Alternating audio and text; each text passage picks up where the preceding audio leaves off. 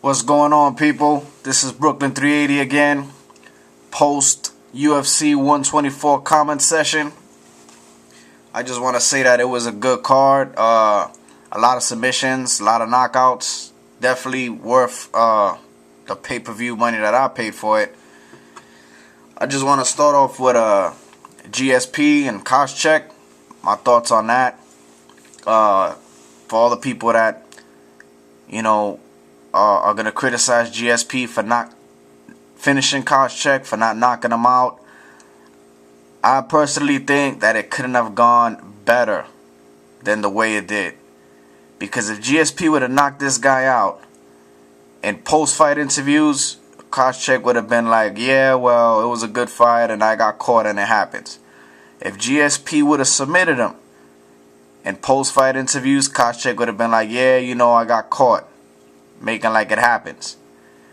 But what is your excuse for getting your ass kicked 5 rounds fucking straight? GSP just kept whooping his ass for 5 rounds straight. There's no excuse for that. So when you get interviewed, the only thing you can say is he's the better fighter. He is the better fighter. He found my weakness and exploited it and made me look foolish in front of his hometown, in front of all his people, after all that shit I talked about. GSP was stuffing that jab in his face for 5 rounds straight. You talking about, you're a different fighter now and you're a mixed martial artist and you're not the same fighter as the first time y'all fought? Josh Koscheck couldn't even defend himself from a jab and a front leg kick. Props goes out to him for stuffing GSP's takedown a couple of times, but you know what? If you ask me, GSP probably didn't even practice takedowns in his camp for that fight. Like I said, I don't think it could have went any better for GSP. The way he took Koscheck out, he didn't put him away, but he whooped his ass for 5 rounds straight. And for all that shit that Koscheck did to him in the reality show and all the shit that he talked, that right there is perfect victory for GSP. I mean, this guy, and I don't even think that was GSP's best performance. He didn't even look his best. The way he went for takedowns and couldn't get him, and the way he got taken down himself, and the way he slowed down after a while, it didn't even look like his best performance. But he still managed to whoop Josh Koscheck's ass for 5 rounds straight. Perfect. I loved it. I loved every round. Stefan Struve. Props goes out to him. He's called the comeback kid. This kid gets his ass whooped the first round, and then the second round he comes back and he manages to get the W. He fought a dude I never even heard of or ever saw fight. And, they were both talking shit. Stefan Struve got the victory. Props goes out to him. He's a good fighter.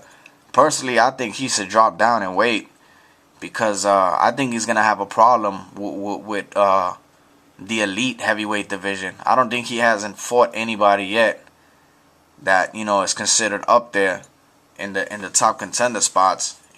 He fought Big Country, and look what happened there. What's gonna happen when he fights the Brock Lesnar's and the Junior Dos Santos, and the Shane Carwins? I don't think he's gonna be able to hold his own. I think he's gonna be an easy knockout. But yeah, he definitely should drop down in weight. That's my personal opinion, Maybe in the future he could prove me wrong. He'd become a champion one day, but that's my personal opinion. Jim Miller versus Oliveira.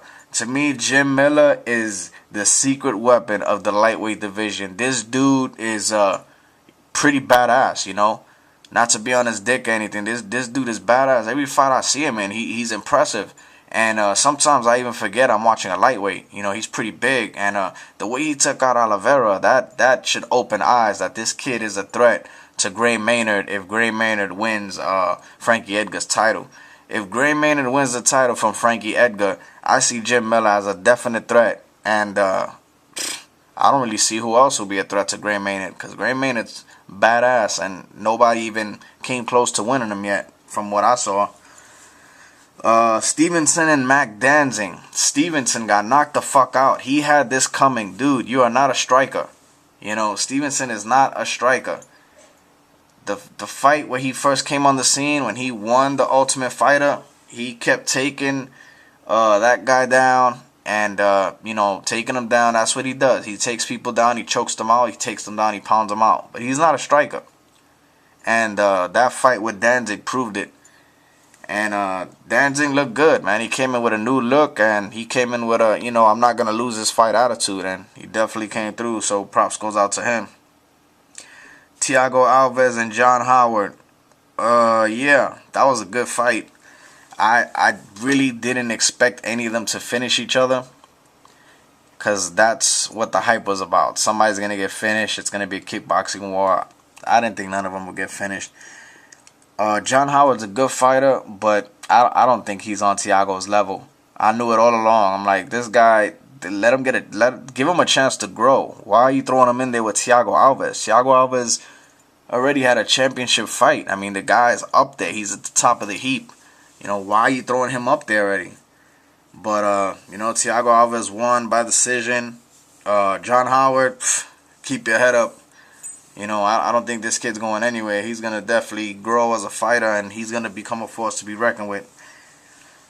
In the welterweight division, Dustin Hazlett against Bocek. If I'm correct, I think Hazlett lost his last 4 fights. And he should definitely get cut.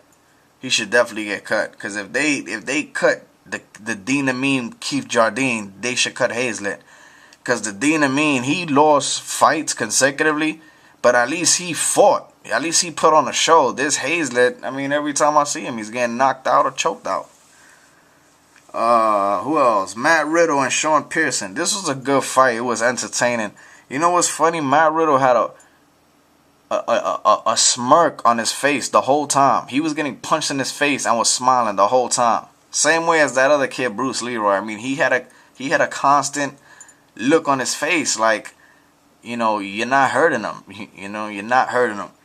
And that dude, Sean Pearson, looked like he started getting worn out. And I really thought Matthew Riddle was gonna start turning up the heat in the later rounds, but he didn't, and he lost the decision. So, prop to that guy, Sean Pearson. Matthew Riddle, his striking looked better before. I don't know what the hell was going on with that, but the kid's a wrestler. His striking looked better before.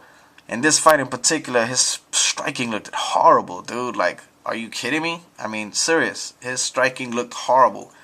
And, but he kept going. He kept going. He kept pressing action. He kept coming forward. So, you know, props to him for that. But his striking just looked bad. I don't know what's going on in his camp or his training. Maybe he was sick or didn't feel good, or maybe he was injured. Who knows? But yeah, basically, that's it. That's my comments. That's what I feel went on in 124. It was a good card. I'll see you guys again for a pre-comment session for 125. BrOOkLyN380 signing off. Peace.